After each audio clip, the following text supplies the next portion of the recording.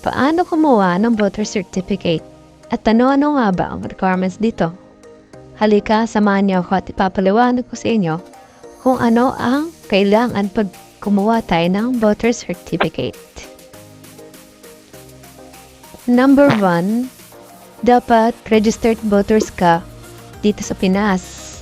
Number 2, kailangan nakaboto ka o bumoto ka noong mga nakaraang eleksyon.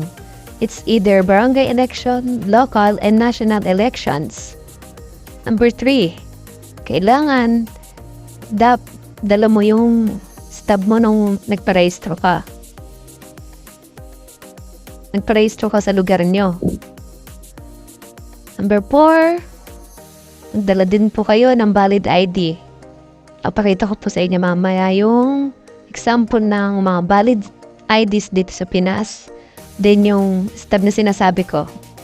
Then number 5, kailangan dalhin nyo ang inyong mga sarili syempre. Kung busy ka naman, maaari mo itong ipakuha sa kamag-anak mo basta meron kang authorization letter with signature and photocopy of your valid ID with signature din po.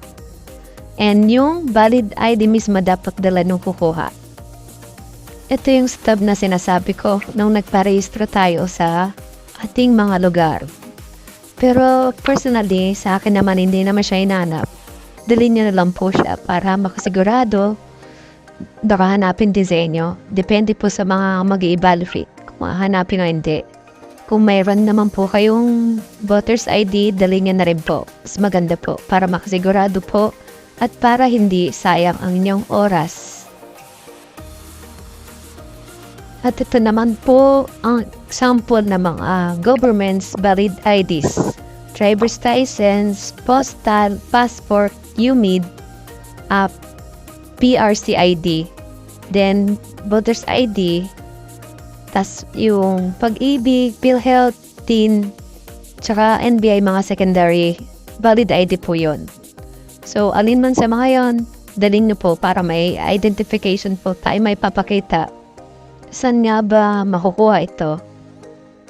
Sa may intro moves po, sakay po kayo ng paloton, then baba po kayo sa may loton. After that, mag-underpass po kayo. Tumawid po kayo sa kabila papuntang Intramuros. Yun po, may mga pedicab po na nakaabang doon. Pwede po kayong sumakay. Sabihin niyo lang po sa may Comelec. Then ibababa po kayo sa may Comelec. Pwede rin kayo maglakad. Mag-Google Map na lang po kayo para mahanap niyo po. Kasi ako, naglakad lang po. Mas preferred ko maglakad. Yun lang. Then, pag may nakita kayo simbahan, doon papasok kayo doon sa loob. 2 building kasi yun eh.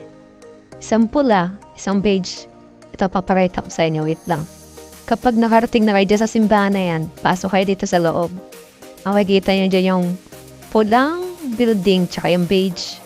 Kung papasukan nyo yung beige na building na yan. And pumasok kayo dyan sa loob, i-fill up kayo ng form doon sa beige sign dyan sa pula. Yan sinasabi ko yung maraming tao na yan. Kuha kayo ng form dyan. After that, pagka-fill up nyo ng form, papasok nyo naman doon sa red na building. Then, bibigyan kayo ng number. Tapos, hintayin nyo tawagin kayo. Then, i-release na yung voter certificate nyo. Tawag dito, wala po siyang bayad. Free po siya. Dati po kasi may 75 pesos charge siya. Then, ngayon wala na po siyang bayad. And lang, sana makatulong. Thank you and God bless us.